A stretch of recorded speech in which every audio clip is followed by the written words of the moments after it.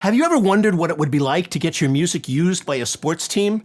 Well, if you have, then you'll definitely want to check out our interview with Chantal Epp, who is the founder and CEO for ClicknClear, a new music placement service for music and sports.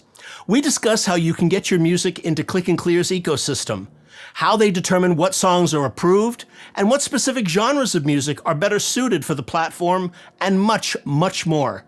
Coming up.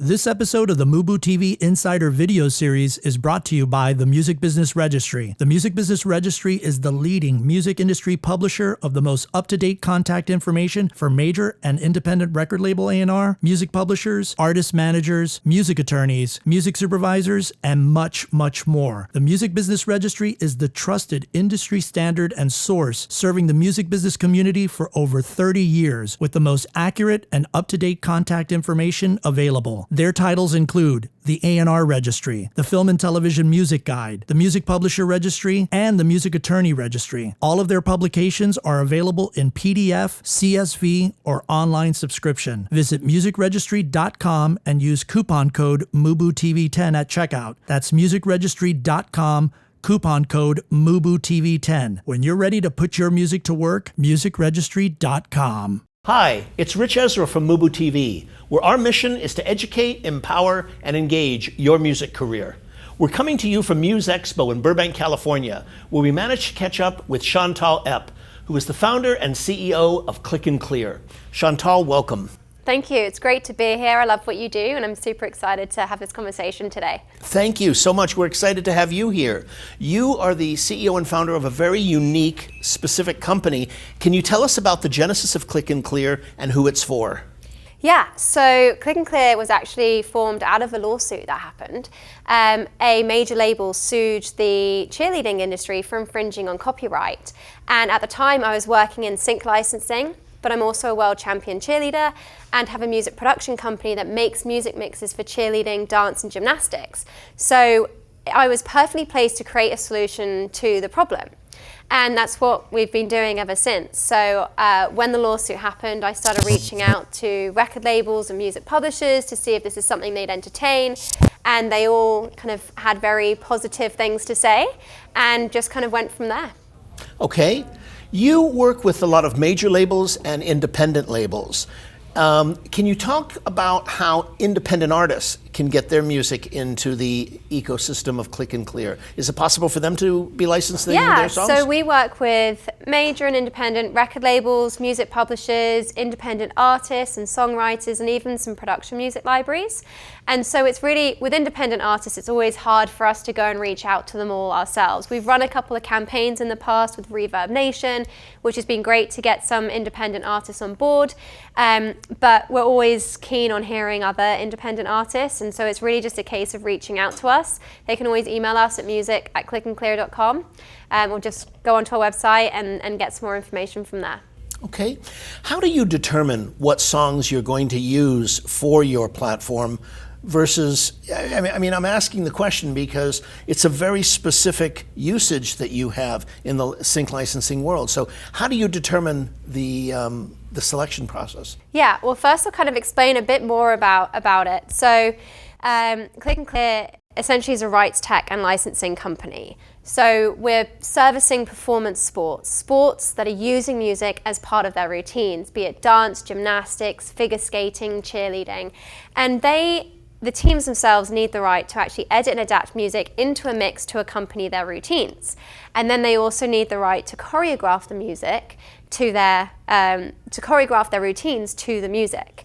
And so that's the first rights that we grant to the teams. But then there is that element of sync licensing when it goes online, so live streamed or made available on a VOD service, video on demand, after the competition happens. And so we don't really pitch music to people. We've created a platform, and in terms of that selection process on our side, we put these global kind of blanket licenses in place with each of the rights holders. So they send us all of their content. And for us, we match that in our rights management database. We match all of the rights together, and anything that's fully cleared 100% on both sides goes live onto our licensing platform. So it's really down to the athletes or the teams to choose the music that they want. And sometimes they come to the platform knowing what song they want to use because they found it on Spotify or YouTube. But a lot of the times as well, they're looking for a specific theme, be it warrior theme or a fire theme or girls theme, kind of sassy girls. And so it really depends on the sport, depends on the team.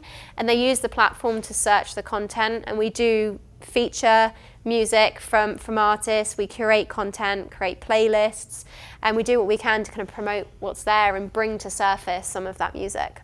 Yeah, it's interesting because as I'm listening to you, I'm realizing with so many of the sports that you're dealing with and the routines and so forth, it could be anything from a beautiful ballad to, you know, an anthemic rock song to a jazz routine. It could be instrumental. Yep. It could also be vocal.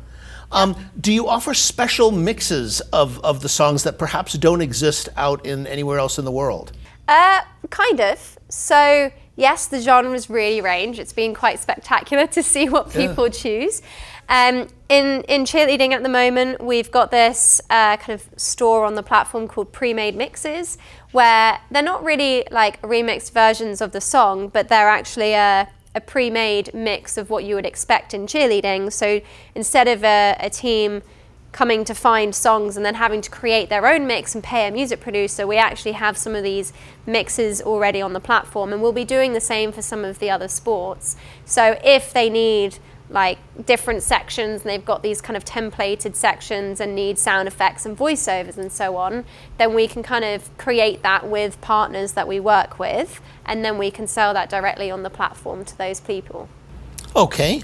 Are certain genres of music in your platform of ClicknClear used more than others in your experience? It's hard to say. Okay. It really ranges. Pop music often gets used, but then there's a lot of indie music, especially from some independent labels and publishers recently. We've had indoor skydiving that we've started working with, and they've very much been using music from the independent sector. And so it's hard to say, because also we've got people licensing music from all around the world. We've got to deal with a Chinese record label and publisher to service China better and have some more local artists there. We've got deals in place with labels and publishers in Norway, the Netherlands, Germany, because again, each country have their own artists that are big there or more well known than maybe in the UK or in the US. And so we try and just have a really diverse range of music. But I mean, I guess your mainstream genres, hip hop being a huge one as well right now. You expect that to get used, but it can also just be a huge range. Okay.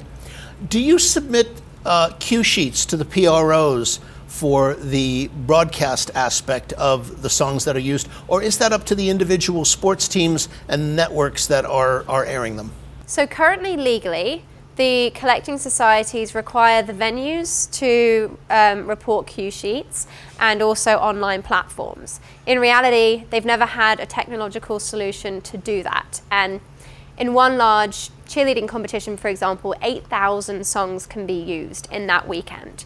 So it's a huge amount. Yeah. We recognize that this was a problem, and we've built a license verification system, which is essentially a content ID tool for in-person competitions and online VOD services.